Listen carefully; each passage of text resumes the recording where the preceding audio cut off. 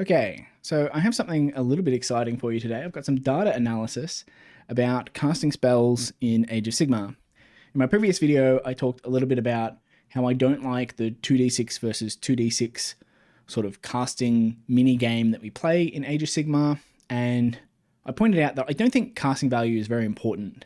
And I had someone comment saying they still think it matters, like it changes the probability that you are successful. And I wanted to sort of run the numbers on this because I have an intuition that it almost never matters. It's the unbinding roll that you have to worry about, and casting value, especially the casting values that they tend to use, don't really make a difference. So to work this out, the first thing you need to understand is dice rolls aren't even. I think everyone who plays Age of Sigmar probably knows this. You've got more probability of rolling a 7 than you do of rolling a 2 or a 12. And the way to work this out is sort of a 2, you've got, well, there's 36 different spaces. You've got 2 6-sided dice, and 6 times 6 is 36. There's 36 different possibilities. Rolling a 2 is a 1 and a 1. That's the only possibility. So you have a 1 in 36 chance of that. Rolling a 3 is either a 1 and a 2 or a 2 and a 1. So there's 2 out of 36 possibilities of rolling a 3. A 4 is a 3 and a 1 and a 3, or 2 2s. So it's 3 out of 36, and so on, right? You have to figure out all of the different possible combinations that give you that outcome. And for casting versus unbinding, it's a bit more difficult because we're comparing a set of probabilities like this to another set of those probabilities that looks the same. So the possibility space sort of looks 3D instead of 2D. So it looks kind of like this. So what I'm looking at here, what I'm showing you is we've got the casting roll on the left and the unbinding roll across the top. I probably should have arranged this so that it goes along the bottom, but it doesn't matter. So let's take an example. If you roll a 5 on your casting roll and your opponent rolls a 6, then you'll be in this square. And the number in that square tells you the probability of both of those things happening. You have a 1.54% chance that you roll a 5 and that your opponent rolls a 6. And the color coding here is just higher numbers are more red and lower numbers are more green. So you can see that the higher probabilities gravitate towards the center, where you both have a high chance of making one of those rolls. And the probability of things at the edges, like that you roll a 2 and your opponent rolls a 2 as well, or that you roll a 2 and they roll a 12, or any of these sorts of combinations around the edges, they're sort of less likely. And in particular, I guess the corners are less likely than the things that happen in the middle. Okay? So that's the important thing to understand. Things sort of gravitate around these middle numbers when you're rolling 2 dice. And I think people intuitively know this, but I think it messes with their head when they do math for it.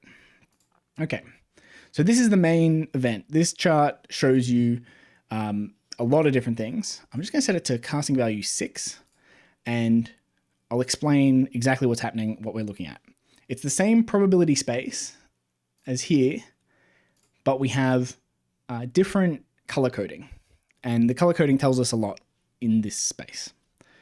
So the green tiles represent success. You've cast your spell. Your casting roll is higher than both the casting value of the spell and higher than the unbinding roll. So here we've set the casting value to 6, and you can see if you roll a 6 and your opponent rolls a 6 as well, that's going to be a successful cast because you've met or exceeded the casting value and you've met or exceeded the unbinding roll. So that's successful, it's green. And you have a 1.93% chance that you find yourself in this specific cell when you're casting a spell. And if you add all of these together, if you add the whole chart together, you get 100%. But if you add all of the probabilities that are in green together, it'll give you the probability that you are successful in casting the spell.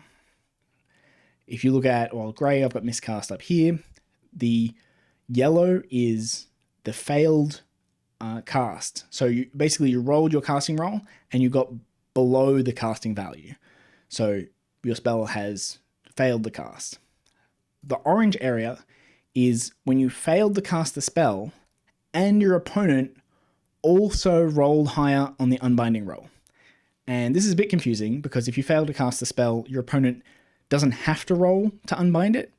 But we're imagining, what if they did roll anyway, right? Because if you did succeed, if, for example, we're casting a casting value of 6, well, if the casting value was, 4, if it had a lower casting value, and let's say you roll a 5, right? You would fail normally, but if the casting value was 4 instead, then you would succeed on the casting value, but you might still fail because your opponent would then try and unbind it, and the unbinding roll would exceed your casting. So this orange space represents that your casting roll was below both the casting value and the unbinding value. And then lastly, you've got this red space that represents the area where your casting roll is above the casting value, but below the opponent's unbind roll. So you would have been successful, except that you were unbound. Okay? And one last thing to understand about the numbers is these spaces, we've got to remember from this chart, these spaces don't have the same value. Right? The spaces in the middle have a much higher value than the spaces on the edge. So the chance that you roll a 12 and that your opponent rolls a 2, that's a very low probability area of happening. Much more likely you'll roll like an 8 and your opponent rolls a 7 or something like this, right? So we have to use math and add these things up. And I've done that for you. I've got a chart that will show you these sorts of probabilities at every different casting value. So that's this chart here. And you can see it's only 3 colors on this chart because I've added together the orange space and the red space. And I'll explain why I've done that in a second. So what you can see here is if the green area is the chance that you succeed in casting the spell. The red area is the chance that the unbinding roll would have caused you to fail the spell. And the yellow area is the chance that you failed because of the casting value alone. That's to say that you were in this yellow space where the casting value was high enough to stop you casting the spell, but the unbinding roll was low enough that you would have succeeded if the casting value was lower. So just for example, here we've got a casting value 6 spell. You roll a 4, your spell would succeed, but if your opponent rolled 5 or higher, then it would have been unbound anyway. But if they roll a 2, a 3, or a 4 on the unbinding roll, then the reason your spell has failed is exclusively because of the casting value. Okay? So that's what this yellow area shows. It's that the casting value exclusively is causing you to fail your roll. So you can see up here, it's sort of representing this red area. Then down here, it's, the casting value can't really make you fail because you're rolling a 2 or a 3 or something like that. All right. So the thing that I want to point out about this chart is that almost all of the values in Age of Sigmar, all of the casting values are 7 or below. I think 4 to 7 is almost everything in Age of Sigmar. In the most recent season, we had like Hoarfrost, which I think was an 8, and Blizzard, which might have been a 10 or something. But these spells, they expect you to cast with primal dice. So you're casting on 3d6 or 4d6 or whatever, and the casting value is expected to be much higher. But for most wizards, most of the time, if you look in a spell lore for any battle tome, it'll have casting values that range sort of between 4 and 7, or every now and then you might see an 8, but that's really, really unusual. And the big thing I want to point out about those values is there's almost no difference in terms of the casting value actually mattering. Almost all of the time, it's the unbinding roll that you have to pay attention to. And the unbinding roll doesn't change from spell to spell, right? The unbinding roll gives you about a 44% chance to fail any spell that you cast, right? Ignoring if you've got +1 to cast or they got -1 to unbind or whatever. That does change things a little bit. But if you're just, my 2d6 against their 2d6, then it's about 45% chance that you fail it and 55% chance that you succeed. And if you compare like a casting value 4 spell to a casting value 6 spell, they have pretty well the same chance of succeeding within a couple of percentage points. So a lot of people I see make this comparison where they look at their spells and they say, oh, Flaming Weapon has a casting value of 4. Flaming Weapon doesn't do a whole lot, but it's very easy to cast. Whereas spells with a casting value of 6 or 7, well, they do a lot more, but they're much more likely to fail. So they're kind of balanced because one is likely to fail and one's likely to succeed, and one has a big effect and one has a small effect. But in reality, both of them have a very, very large chance to fail. Right? Unbinding rolls are the reason that you are failing to cast spells. And the system hides that fact from you because you don't get to see the unbinding roll when you don't meet the casting value. Okay? Does that make sense? If you've got casting value like 6 and you roll the 5, right? You've got a casting value of 6 and you roll a 5, you are looking at this set of probabilities. And if you add them up, there's much more probability on this side than there is on this side. Right? There is an overwhelming chance that your opponent is going to roll a 6 up. You never get to see them roll that unbinding roll, but if your casting value was lower, if it was a 5, then chances are you would still fail if you rolled a 5.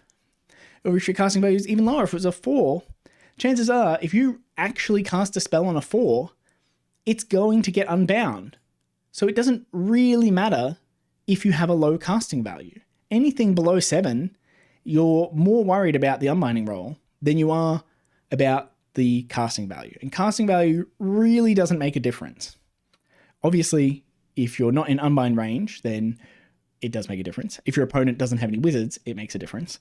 But I'd argue that a few assumptions are fair to make. One is that you will face opponents that do have wizards, and in those cases, you want your spells, your important spells, to work still. So you have to consider that your opponent will have wizards. Unbinding range is 30 inches, so it's very easy for your opponent to have a wizard inside unbinding range, especially when it matters, and it's very difficult to do anything about that, right? You can't reliably kill all of your opponent's wizards to stop them from having an unbind available for your good spells. And your opponent is going to save their unbinds. So even if they only have like one unbind, and you've got 4 spells, if you've got one good spell, and remember, you can only try the spell once.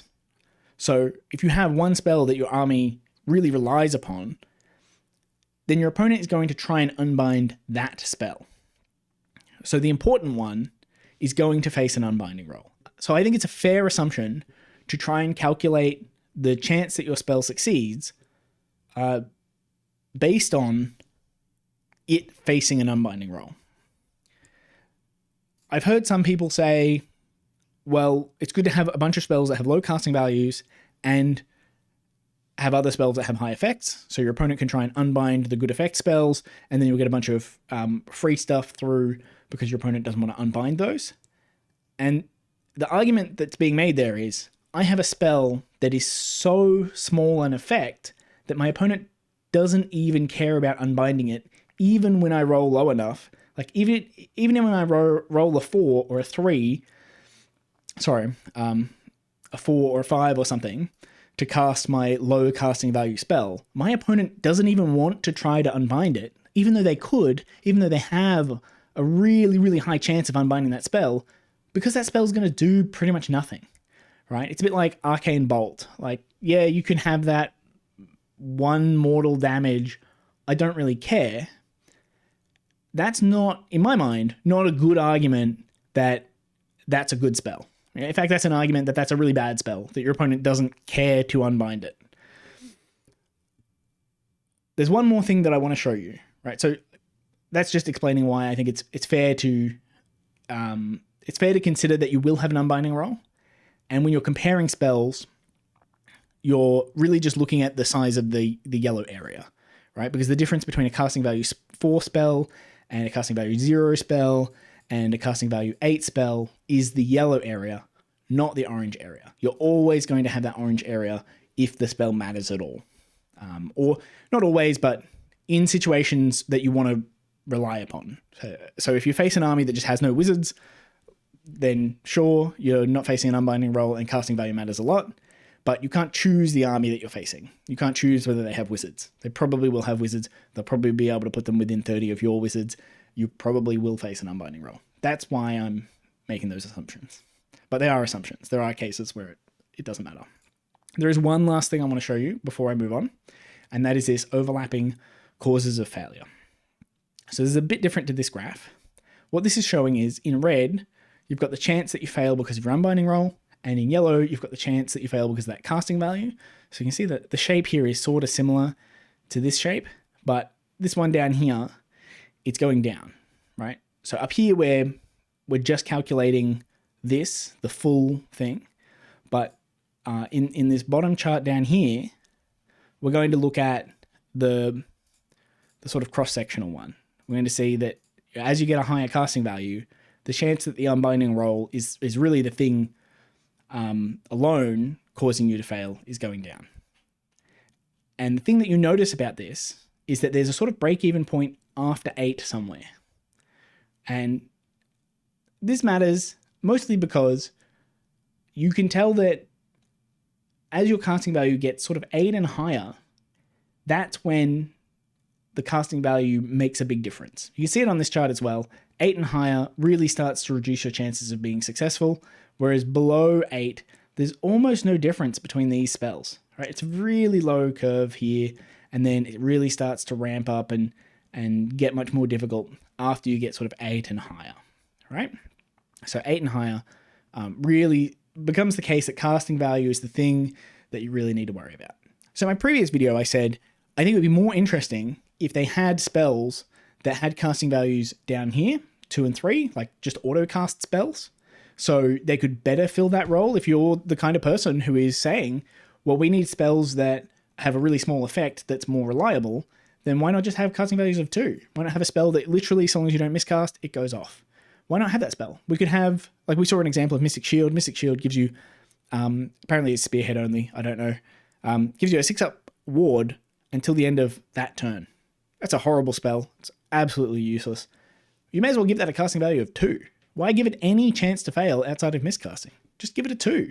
It's fine. Make your opponent unbind it if they want to stop it.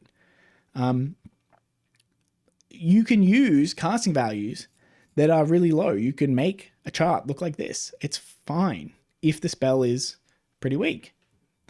Because the 2 is pretty similar to the 7, right? These sorts of things are already, if they're impactful, your opponent will try to unbind them.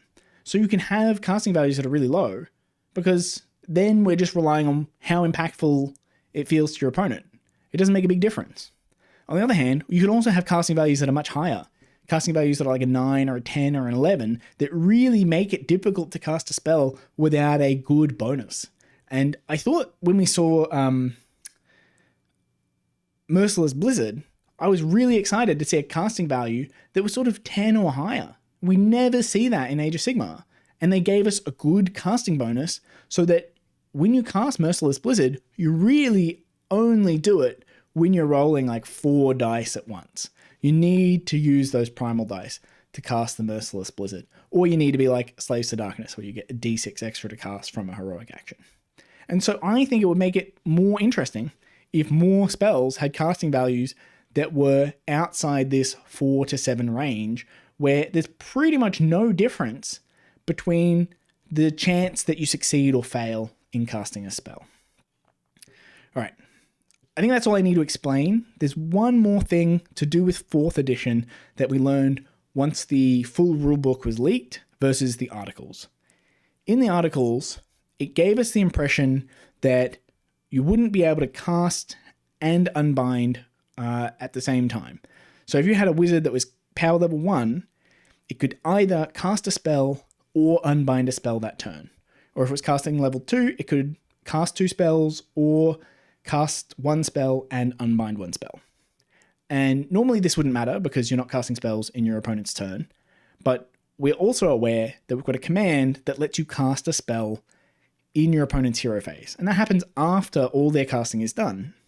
So the upshot is, I would have to, if I've got one wizard and my opponent has one wizard, I can cast my spell with that wizard, but that would mean I don't have any unbinds available for when they use magical intervention. They could cast a spell on my turn, and although they get -1 from magical intervention, they wouldn't face the unbinding roll. Right? That's what the articles made it look like was happening. But that's not how it happens, right? You will face unbinding rolls all the time because you can cast 2 spells and unbind 2 spells if you're a power level 2 wizard. Every single hero phase. So what I'm saying here matters more because it's even more likely that you are going to face this unbinding roll. There is a very, very small chance that your opponent will not be able to unbind your things. There is still that change. We lost the heroic action to unbind spells. Now you have to stand near a terrain piece to try and unbind a spell if you're not a wizard. But every table is going to have that terrain piece. So your opponent should be able to try and unbind your best spell every game. And I'd argue you're better off trying to cast more better spells. But often your whole book, your whole army only has one spell that works like that. The spell that you've built your strategy around. So that's why I'm not a big fan of the 2d6 versus 2d6 system. For me, I don't think there's much variation in it. I don't think it's very interesting. It just feels like any spell that you cast has roughly a 55% chance of working and a 45% chance of failing because that's what an unbind does to a spell. Casting bonuses and stuff, I just think of like if you have +1 to cast, just reduce the unbinding roll and casting value by 1. It still fits on the chart. It still sort of looks the same. It doesn't change the underlying system, but it is worth pointing out that if you've got like +1 to cast or something like that, then casting these higher spells, casting the 9s, 10s, and 11s, you really need casting bonuses to do this sort of stuff. So, if you've got +1 to cast, then maybe you can use that wizard to cast spells that have an 8 or a 9, and it'll make a big difference there. But that's about it, right? Otherwise, I find the magic system to be not very interesting, and mostly it tricks people because I think like when you do hit and wound rolls, you roll to hit and you compare it against the hit value, and then you roll to wound and you compare it against the wound value. There's 2 rolls and 2 different values. So it's like passing through the first gate and then passing through the second gate, and you have to pass through both gates successfully. But that's not the same thing, right? It's not the same kind of evaluation. Here, with casting rolls, you roll once, and you have to beat the higher of the 2 values. So if one value is consistently much higher than the other one, if your unbinding roll is frequently higher than the casting value, then the casting value sort of gets lost and doesn't really matter. And I think it just tricks people a little bit. So when I make this video, just to like share the statistics, I think I'll leave it there. I was going to do a terrain article analysis, the reveals article, but we have since got the full 4.0 rulebook released, and I'm going to go through that. There's a big concern I have about coherency, and I want to talk about that sort of in detail, but overall, most of the changes look really good. There's a bit of ambiguity around, I think, jump down. Not sure exactly how jump down is going to work, but the movement rules, if you've seen my previous videos about how terrain movement worked in 3.0, I was very hopeful that they would fix a lot of those issues, and they have fixed a lot of those issues. The terrain rules, the movement rules, and the movement rules around terrain are all much tighter and much clearer about what's happening. They're a lot more restrictive, and I actually think that will lead to some interesting gameplay where you can really use terrain as a physical feature that shapes the battlefield. Whereas in the past, I felt like terrain was just set dressing, and most games would be better if you just ignored the terrain entirely. So anyway, that's it for this one. And yeah, I'll make a video on the full 4.0 release soon.